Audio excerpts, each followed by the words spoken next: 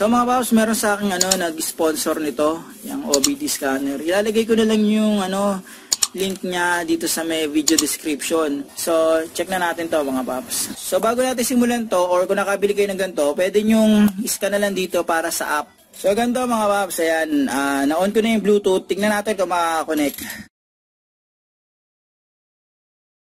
So kung napansin nyo, ayaw mag-connect mga paps. So mga paps, yung item na yan, yung nabigay sa akin, ayaw kumonek gamit yung Bluetooth.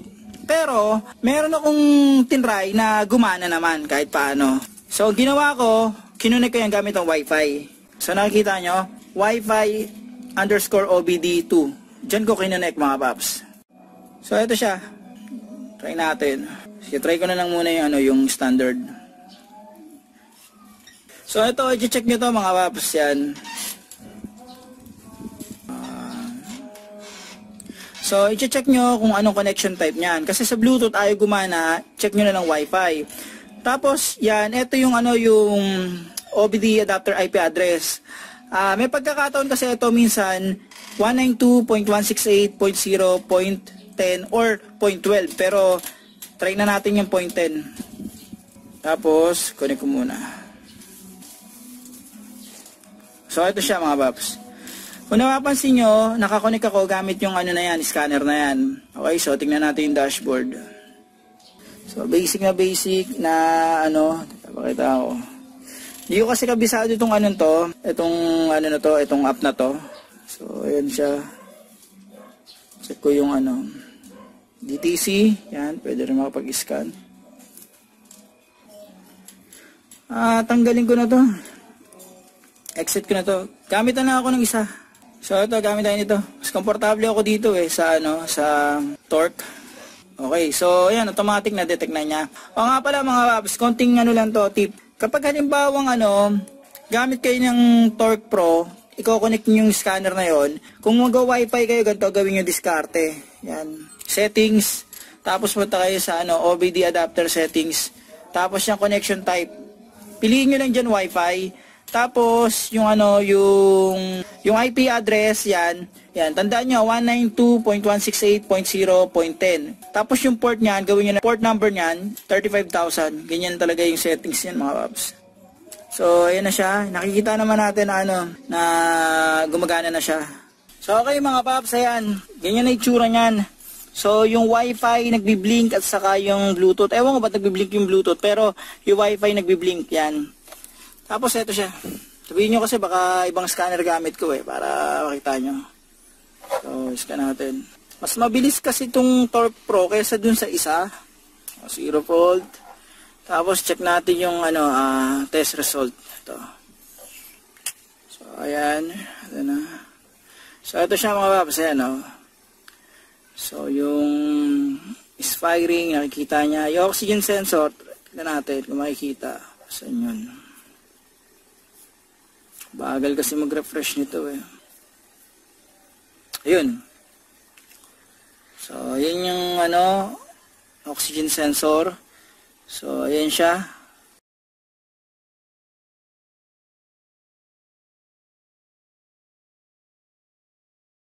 Okay. So, labas muna ako, mainit So, ang nakalagay dito mga paps, legit na 1.5, ayan Okay, sigurado 1.5 siya. Kita nyo naman, di ba? All goods na daw mga paps. So ganito mga paps, yung pala, isang interface, maliban sa Torque Pro, yung isa, yung in-scan ko, okay pala rin, makikita yung parameters, napakasimple niya, andun lang yung description, saka yung parameters, oxygen sensor, nakalagay doon kung yung voltage niya. Pwede rin siyang mag-live data, kaso nga lang yun, demo, or yung hindi full version, kailangan bilhin yung full version nun. Pero kasi sa Torque Pro, pwede ka rin naman maghanap sa sa Google ng APK para sa full version. Discarding nyo na yun mga paps. Tapos may susubukan lang ako dito mga paps. So kung makikita nyo mga paps, tinatry ko i-connect sa Nissan yan. So mga paps, ayan, sinet ko muna yung yung protocol nito sa Nissan EOBD. Kasi meron niyang Nissan Console 2, dapat dun sinaset, pero tatry ko muna dito sa sa EOBD protocol. Okay, so antay-antay lang natin to mga paps. Malapit na siya, 15 o 16/17. Tingnan natin kung anong yun. Pero, nakalagay dito, wasn't able to establish connection with your car. So, hindi kinaya ng scanner na to yung Nissan. So mga paps, tinry kung paganahin yung scanner sa Nissan Sentra, sa kasamang palad hindi umubra. Tinry ko ng piliin yung ibang protocol, wala talaga, hindi gumana. Itatry ko naman to sa sa NDS Lite. Okay, so subukan natin. So ito usually to sa Bluetooth, pero babaguhin natin yan. Preferences. So, Wi-Fi na. Okay. Ito, connect. So, nadetect na natin Wi-Fi. Tester ID failed.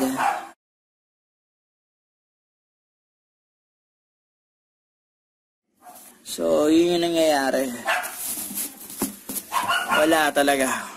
Na-testing ko na to sa Nissan, ginawa ko na lahat ng magagawa ko, tinry kong pagganahin sa Bluetooth kahit ayaw naman talaga, tapos nakakonect naman siya gamit yung Wi-Fi, kaso hindi pa rin ma-detect ng ECU niya o hindi pa rin mag-reconnect itong OBD scanner sa ECU ng ng Nissan Sentra. So eto, legit na 1.5 version to, pero hindi gumana sa Nissan Sentra. Although good working siya sa Toyota Vios, wala akong masabi, all good siya, pero sa Nissan Sentra, negative. Kasi mga paps ganito, alam ng mga tropa natin sa Nissan niya na kapag mga tipong Nissan Sentra, yan, medyo mapili talaga sila pagdating sa scanner. So talagang tsambahan talaga na makakita sila ng 1.5, tapos yung gumagana pa na 1.5. So ang masasabi ko rito mga paps, kung bibili nyo rin to, sugal din to mga paps. Kasi hindi natin rin masasabi kung gagana talaga to sa unit nyo. Sa Vios, okay, gumana, walang problema. Pero sa Sentra, negative talaga mga paps. So paano mga paps, hanggang dito na lang yung video na to. Sana itong video na to nakatulong to in case na bibili kayo ng gantong tipo ng scanner. Although itong scanner na to, mura lang naman to, around 200 to 300. Pwede kayong sumugal, pero mas maganda siguro, check nyo muna yung review at saka check nyo kung gagana ng maayos sa sakyan nyo. Kapag gumana, edi all goods. Kapag hindi, try nyo na lang i-return. So paano mga paps, huwag nyo kalimutan i-like at subscribe ang channel ko para makagawa pa ako ng ganitong basic na video. Huwag nyo rin kalimutan i-hit ang notification bell para updated kayo sa video na ginagawa ko. Paano mga paps, maraming salamat sa inyo.